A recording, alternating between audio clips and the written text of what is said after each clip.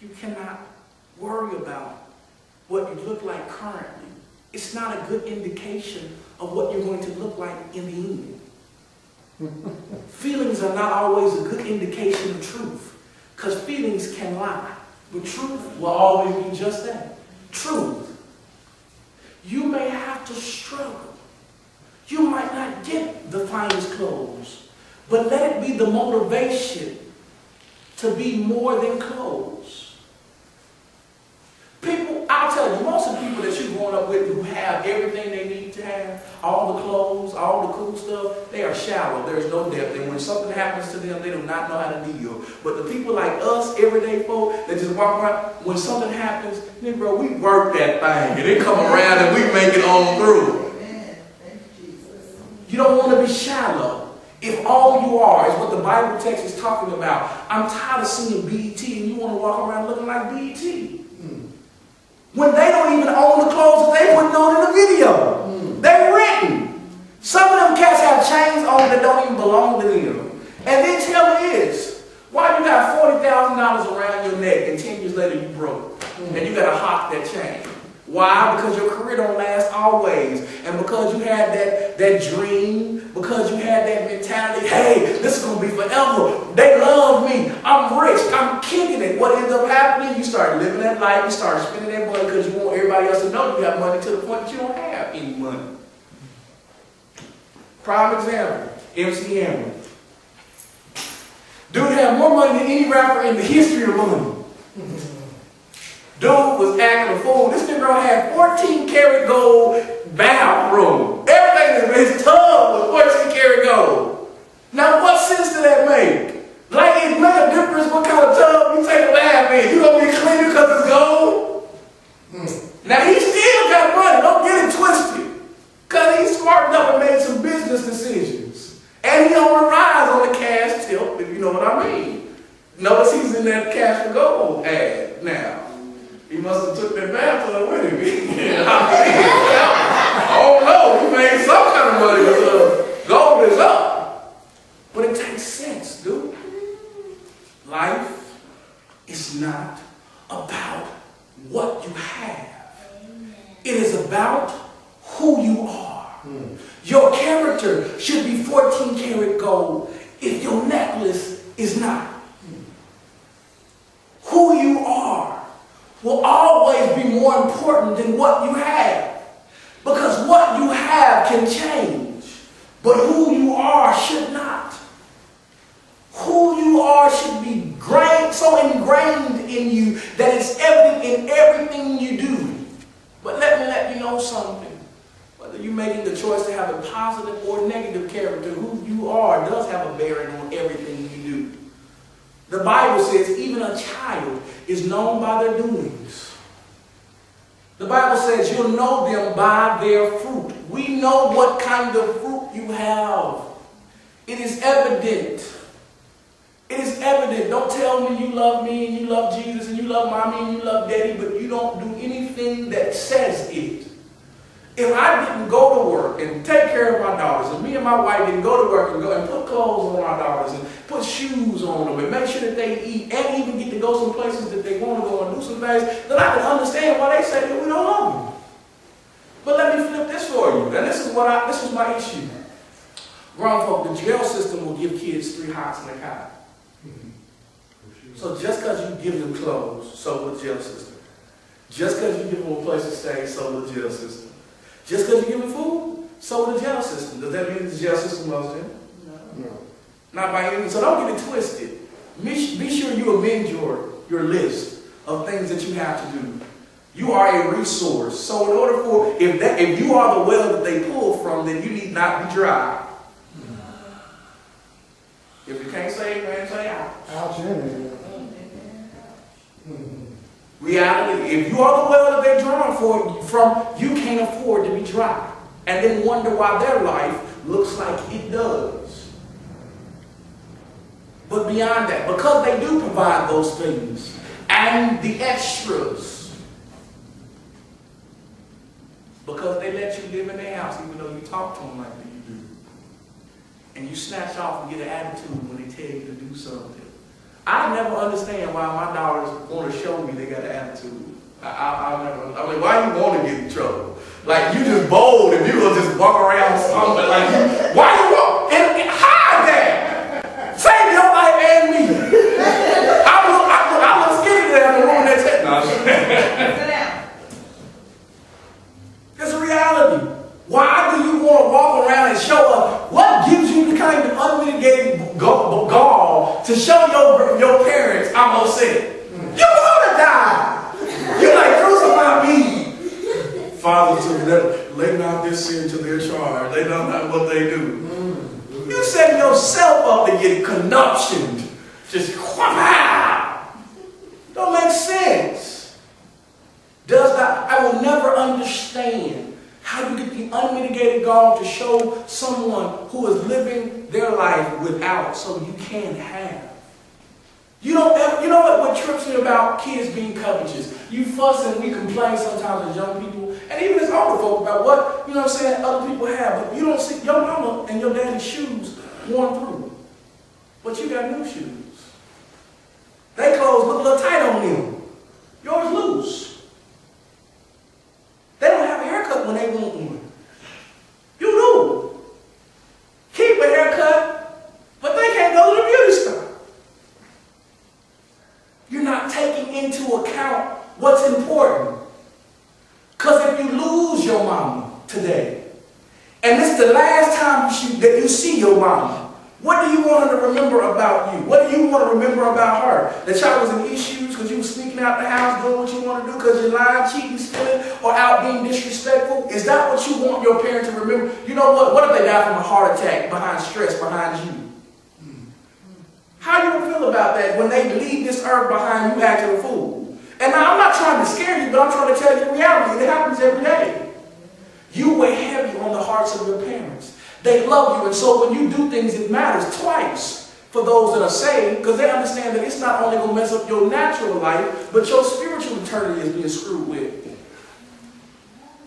We want you to go to heaven. It is not easy to see you act a fool. Don't get it twisted. I don't know no parent in their right mind that wants to spank you. We want to kick you.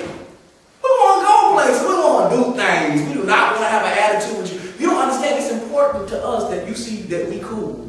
Because the reality is that when you become a parent, you kind of lose that cool gene. So I used to be hard back in the day.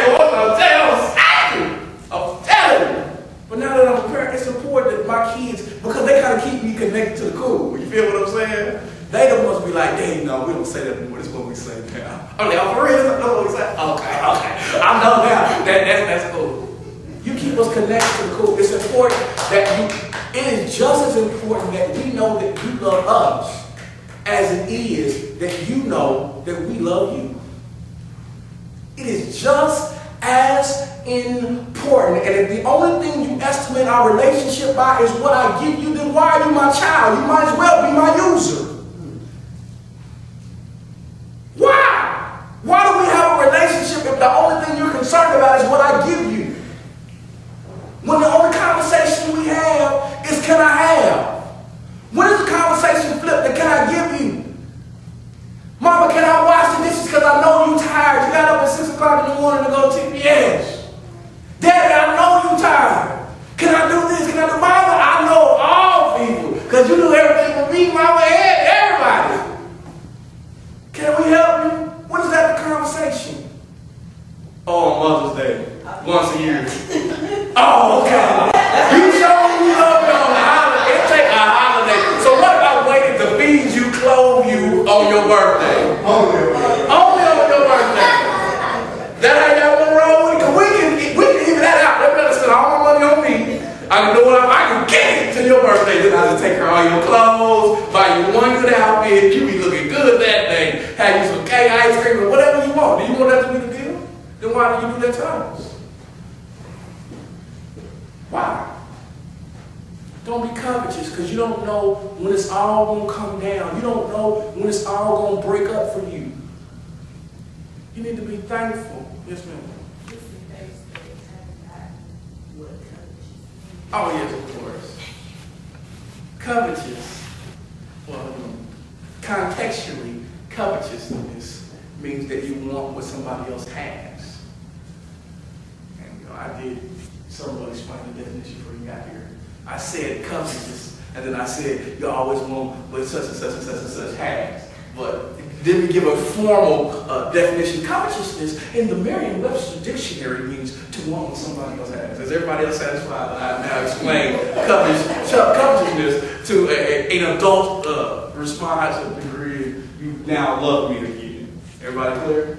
All right, I was preaching. And the Bible says clearly that you are the greatest gift to the world that the world has ever had. You want me to tell you why? Because you are the most intelligent, you are the most prepared generation that to this day the world has seen. Because you have the good fortune of learning from our mistakes. You have the good fortune of prospering or having because of what we have done technologically, because of technology, because we did the work, you have the benefits of technology. So your generation didn't create the iPhone, mine did. But I'm glad that you love the iPhone. Your generation didn't create PlayStation 2. The generation, mine did it, the generation before me. But you get all the benefits. The computer, your generation didn't create it. My generation didn't create it. Actually, Bill Gates, my dad's generation actually created the computer. However, we made it better as we do. Our generation is those people right here that don't include y'all too old for right back there too. You feel what I'm saying? Our generation made it better. Y'all did it, but we did it better. Okay, no, but you'll do it better than we do. Your generation will do it better. But guess what? Because you are a gift to the world, then you have a responsibility to be just that, a gift to the world. How are you a gift, but you're always taking? You cannot be a taker all the time. You got to give something in return. And we're not asking you to take the burden of taking care of us right now. We're only asking that you help us with the burden of taking care of you. If we say stay out the street so you don't die, stay your behind out the street so you don't die. If we say stay in the house, don't go out the house. If we say sit down, chill out, give us a minute, I'm trying to save your life. I'm real frustrated. I'm about to inch off your behind and I'm trying to save you trouble. Sit down and shut out. I'm trying to save your life. I'm telling you. I'm about this far from whooping your tail. I'm trying to save you and me. I don't want to be out of breath. I don't want my arm to hurt from whooping your tail. I'm trying to say, help me, help you, help us. Sit down. Why? Because you're going to get everything if God tarries and time lasts. Everything you're giving, you're going to get out and some. That's why you have one more key. I done got my fair share in the first year of everything I ever did. And I'm solid. I've been paid back. Be cool. We solid. Gone through it. I want to make you understand this story clearly. Who is your God? Who is your God? Who is your God?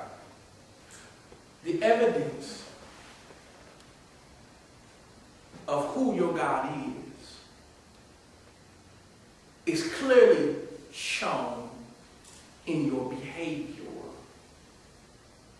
If you are a part of a royal kingdom, you don't act like a peasant farmer. If you are a part or a king, why would you act like a subject? My question to you always is, children, you always want something. Your hand is always out, yet you talk crazy to your parents like you have lost your mind. You don't know where your resource is. Lost your mind. You always want something, but I can't get you to do what I asked you to do. You want to talk crazy to your teacher, but your teacher got their education. You ain't got yours yet. You need them more than they will ever need you. They got theirs. Their place in life has already been solidified. They know where they're going. They got a job. We live in a time and in a season where this man's story is more evident than you know. The Bible says that when this man went and he looked at his goods, he said, I'm going to build a bigger barn. I'm not going to give nobody else nothing. I'm not thinking about kingdom agenda. I'm not concerned about anybody else. I'm going to build a bigger barn, a bigger house. I'm going to chill out. I'm going to eat, drink, be merry. I'm going to retire. And I'm just going to kick it, do whatever I feel like doing. And then Jesus, God comes to him and says, you know what? Tonight, you're a fool because your soul is required of you. In other words, you haven't stored up any heavenly currency. You're bankrupt when it comes to kingdom work. Young people, you're bankrupt when it comes to doing what Jesus asked you to do. You can be full of this world's goods, but if you're not full of the good of God, then you're not worth the dime that you printed on. I don't care what it is that you think you want in life. You've got to recognize your resource. This story may seem trite to you. It may seem like an everyday story. It may seem unimportant. But the reality is, you know how many young people that we bury every day who have not taken a look at eternity? Yes. They have no eternal currency. Nothing. I've buried 16-year-olds that I know that unless the grace of God and they repented in their last couple of minutes, they're going to hell. There's no age limit. It's going to be 9-year-olds in hell, 7-year-olds in hell, 6-year-olds in hell, because they made decisions. They say, I don't want Jesus. I want the next pair of Jordans. I'm sorry I got to preach like this to you today, young folk, but I've got to tell you something. You don't have forever. One thing about being a young person is we think we're invincible and we think we're going to live forever. You don't ever think anything is going to happen to you. It's always somebody else. And you don't have any understanding or belief that you could die. But you can. And all that will be left is what you did eternally. Yet most of us spend our time wrapped up in what the next outfit is that we're going to get. Where's the next place we can go? What's the next video game I can find? What's the next show I can go to? When's the next time I can hang out with my friends? But my attitude and behavior says I shouldn't get anything. So you find your parents in a quandary of whether I should be a villain to you and never let you go nowhere and do nothing, or I should let you go so you understand that God, like I, have grace. But the reality is most of y'all are not even living like you deserve anything. And the issue is it's not even about us. It's about you. Where are you going to spend eternity? I don't have time to patty cake you because the reality is, this is a sad reality. You have less time than I did, and I'm not that much older than you. But the longer that this world lasts, the less time you have to get it together. You got to make an eternal decision today. You might not get another chance. It might not come for you. You might not get another chance to get up from that situation with that young man or that young lady. You might not get another chance to get out of the relationship that you're in that's sucking you dry. And I'm not just talking about with male and females. Some of y'all have friends that don't even have your best interest at heart. If they're doing things that are illegal or things that are ungodly and not righteous, if you're not being an influence for them, you're being influenced by them. And guess what? They're going to leave you high and dry when it comes down to going to jail behind the nonsense that y'all doing together. Where are you going to spend it? Where are you going to spend tonight, let alone eternity?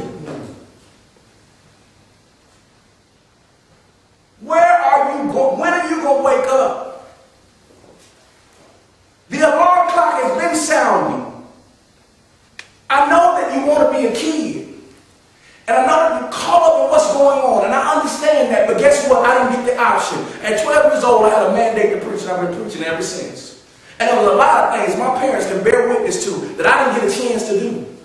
I didn't go to my prom. Why? Because I didn't listen to secular music and I didn't dance like they dance. And I knew I didn't want to go to an environment where folk was going to be drinking, and I knew that's what they was going to be doing because I knew the people that was going, having sex, smoking. It wasn't for me. I will never know what it feels like to go to a prom. But you know what? I'll know what it feels like to go to heaven if I live right.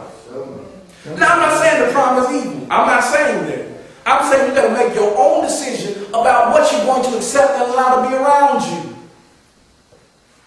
What you're going to accept and allow to be around you. I see young people who go to jail all the time. You know why? Not because they did anything wrong, but because they were around people who were doing wrong. And the question is, what do you allow them to be around you? You are at fault because you allow them to be around you. And unless you're trying to help them, and you can't help them if you're watching them. I've stood up with a cat that was smoking weed, but I was preaching the gospel. It was evident the difference between I and them. I'm not saying that you don't help unsaved people. I'm not saying that at all. What I'm saying is that you don't sit there quiet, close your mouth while somebody's doing a drug deal in your school. I'm saying, and I'm talking about, I know this happens in middle school. I got a daughter, just now in the 9th grade. Somebody gave her a Xanax pill. She almost died. School didn't even call us. We didn't even know what happened till she called us. Nonsense. She's barely in high school, just got out of middle school, just. So the behavior, she smoked her first hit of weed in the 8th grade. I'm trying to get her in counseling and make sure she don't end up a drug addict. Now she's my goddaughter, she doesn't live in my home, so I don't always have opportunity to control the atmosphere that's around her. However, she still knows right from wrong. And she's got to make the choice on where she's going to spend eternity. It seems trivial, but you don't know when your number's going to be called. It seems unimportant, but you don't know when you might not get to be 29 like Pastor Jasper. Pastor Jasper might not live to be 50-some years old like Greg and my father. It's not necessarily a given. You've got to wake up today. Do you love your friends? Then why are you going to hell with them instead of trying to change the direction that they're going in? If you're going to heaven, are you trying to go to heaven by yourself? Because the Bible says there will be no starless crowns in heaven. You're going to have stars on your crown, which means you're going to have to help some souls make it big too. Which means you can't just talk about it, you got to be about it. Don't tell me you're a Christian and you're walking around cussing with your friends, but you come in here acting like it's all good. It ain't nothing cute about cussing. Nothing. You ain't slick. In fact, you're not even getting away with it because most of us, we know what's going on. Why? For what purpose? Why is it so easy to put their Christianity down? Why is it so easy for you to put it? Because we put it down as ground folk. We pick it up and put it down. When we feel like getting mad at you and doing you wrong, sometimes we lose our mind. That's how you learn behavior. I know how you got it. I know how you got it because the example wasn't clear. You know why you're covetous? Because either we allow it or we're covetous ourselves. We allow you to be in the positions that you're in. Look, standard, choices. Number one thing you have to do, if you're going to miss this and make it to heaven, is you have to recognize where your resource is. You have to recognize your heavenly resources and your earthly resources. Number one heavenly and only heavenly resource is God. That's your resource. So you owe him a certain amount of respect and you owe him to live right because he gave you life. Number two, your earthly resources. What are your earthly resources? Your earthly resources are your parents, your pastor. Your earthly resources are your teachers. And your last earthly resources are your friends. Your earthly resources are your friends. What kind of resources do you have? What kind of earthly resources do you have? You understand that you're going to pull from the people that you're around, correct? You can't do anything but pull from the things that are immediately in your vicinity.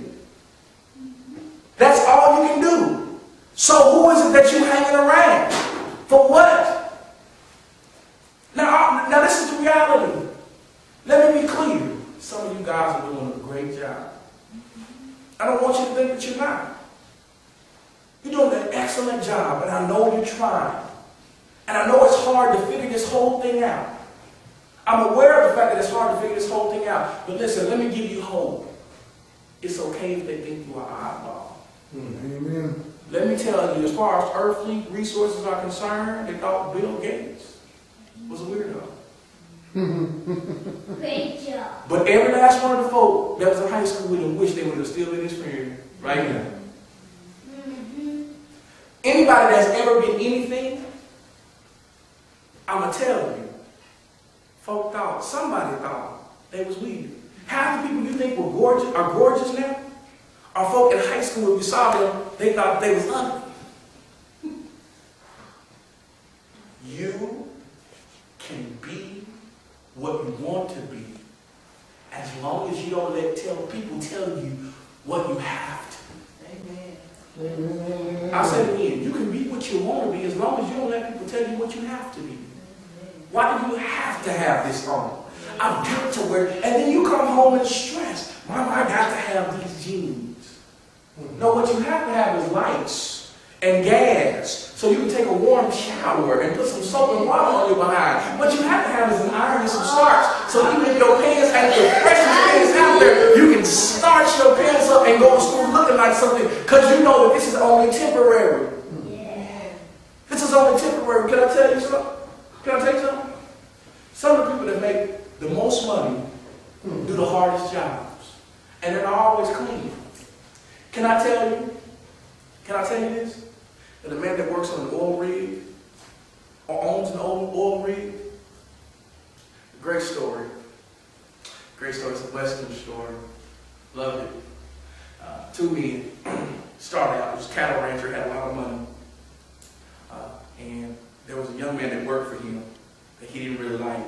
And I understand why he didn't like him because he had a little attitude issue. But he had been dealt a hard hand in life. His name was Jet Texas. You know the story I'm talking about. And so this man asked his sister, the cattleman's sister was partial to him and said, I want to help this young man out. So she gives him, in her death, a little bitty piece of land. And this man goes out and he works it. And you should see what he has. He has nothing. He has absolutely nothing. He looks like crap. He's dressed horribly. He's working. He's the only person working on this oil rig that he's got, and it looked like he built it himself. He's working it, but one day he strikes oil. Now, when he struck oil, you have to understand that when you strike, it shoots up in the air, comes down, clothes messed up. You look horrible. Look horrible. But when it all came down to it, that man was a millionaire. And he used that money to buy more land and to get more oil rigs, more oil. And eventually, he was richer than the cattleman. You cannot worry about what you look like currently. It's not a good indication of what you're going to look like in the end. Feelings are not always a good indication of truth. Because feelings can lie. But truth will always be just that. Truth. You may have to struggle. You might not get the finest clothes. But let it be the motivation to be more than clothes.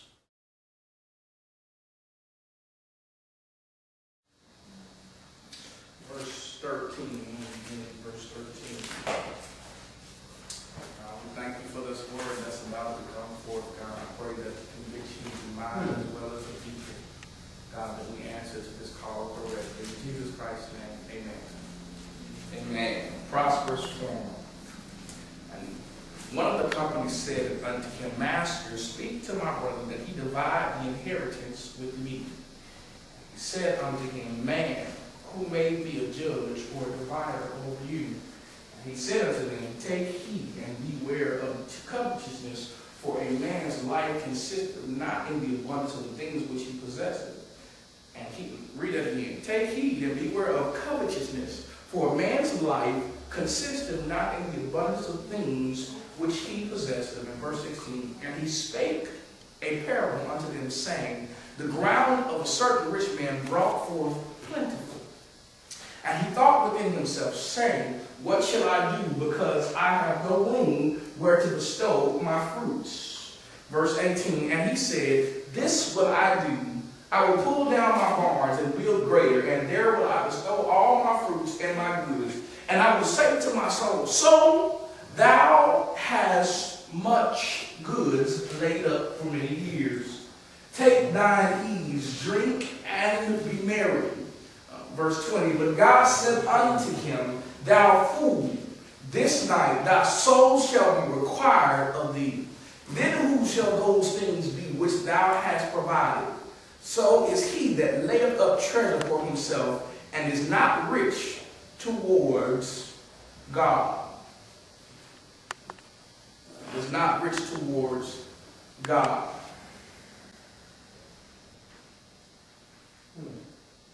Title of the message: who is your God? Who is your God? The scripture is clear.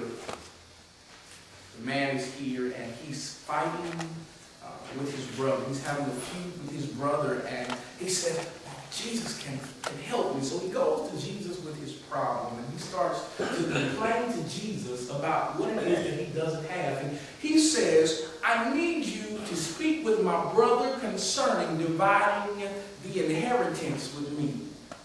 Now, first of all, question, what's an inheritance? It's something that's left to you. Okay, so the inheritance that was left to him, either one or two things had to happen. Either one, his father wrote him out of the will.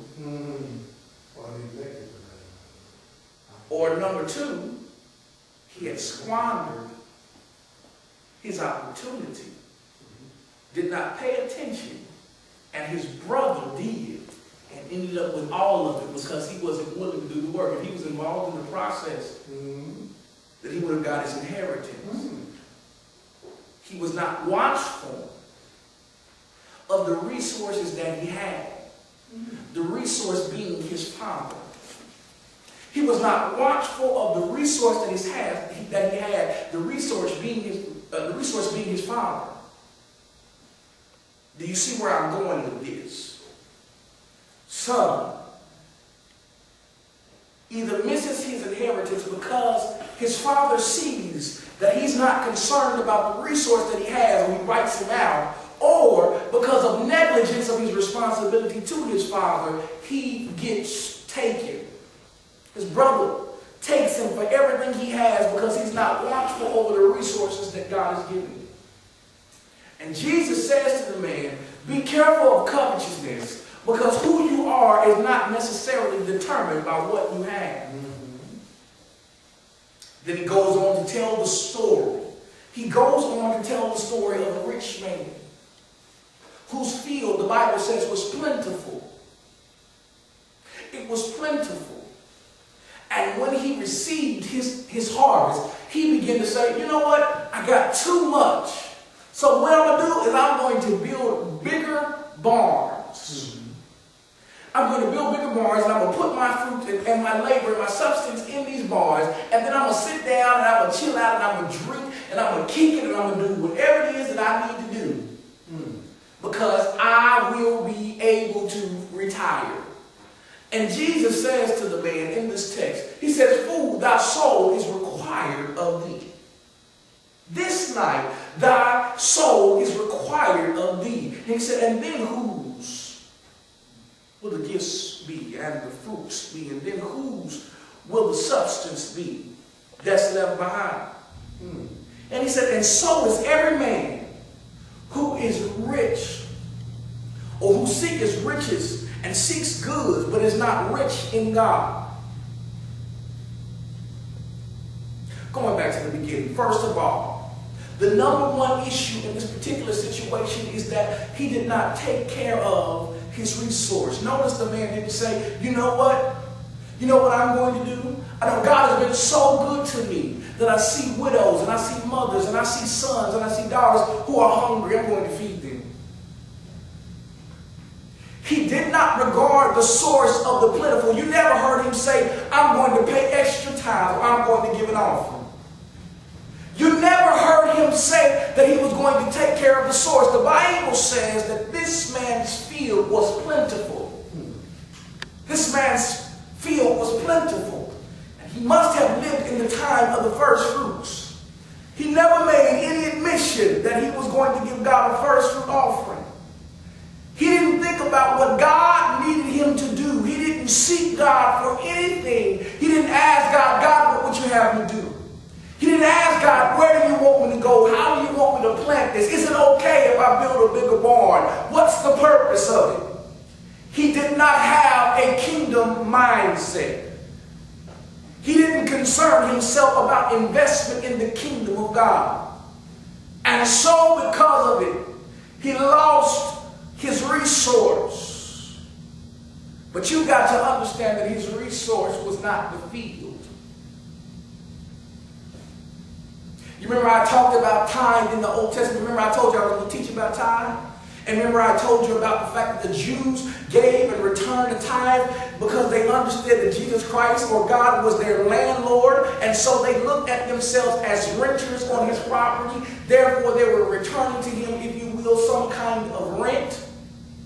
Because the earth was the Lord's and the fullness thereof, he returned some kind of rent.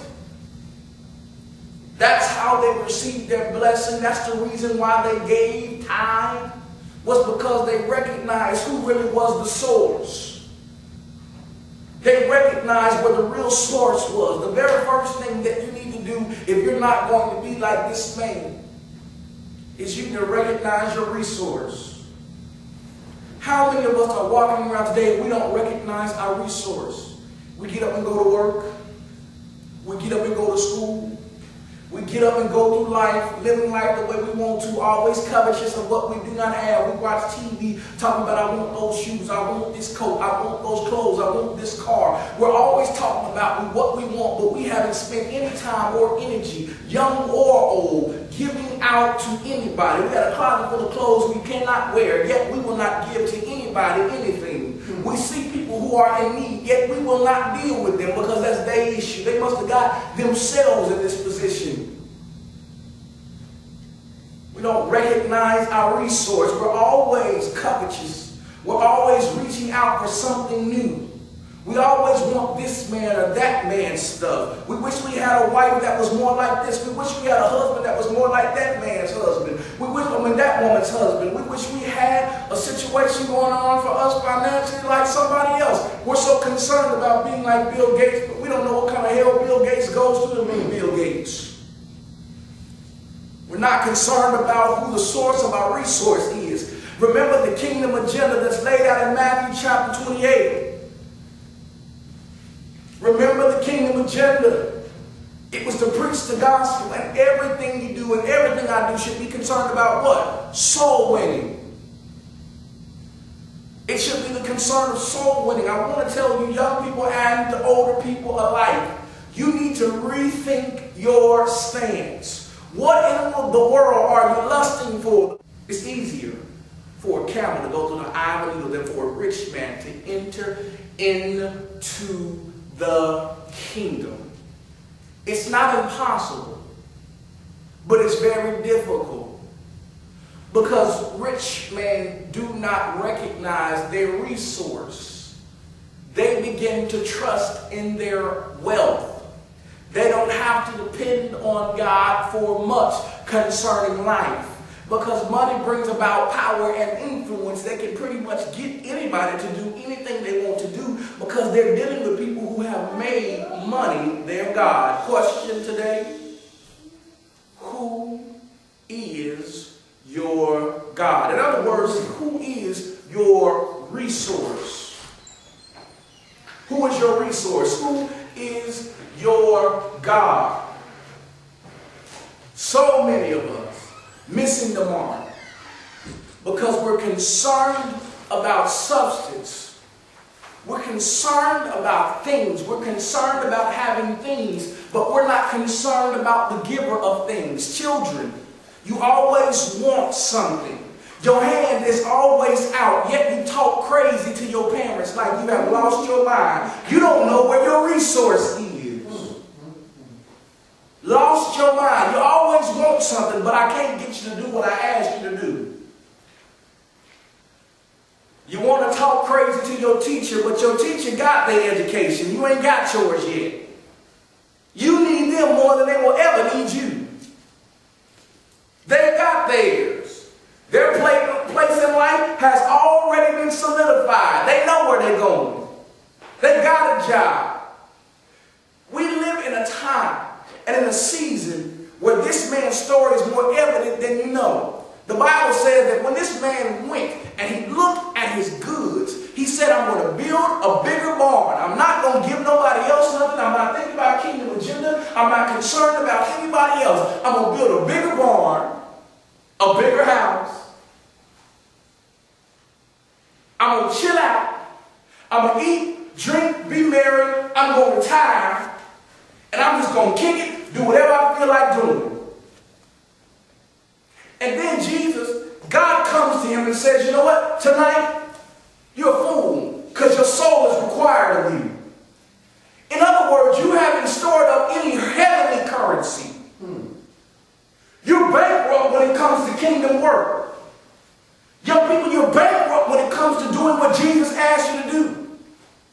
You can be full of this world's goods, but if you're not full of the good of God, then you're not worth the dime that you printed on. I don't care what it is that you think you want in life. You got to recognize your resource. This story may seem trite to you. It may seem like an everyday story. It may seem unimportant. But the reality is, you know how many young people that we bury every day who have not taken a look at eternity? Yes. They have no eternal currency. Nothing.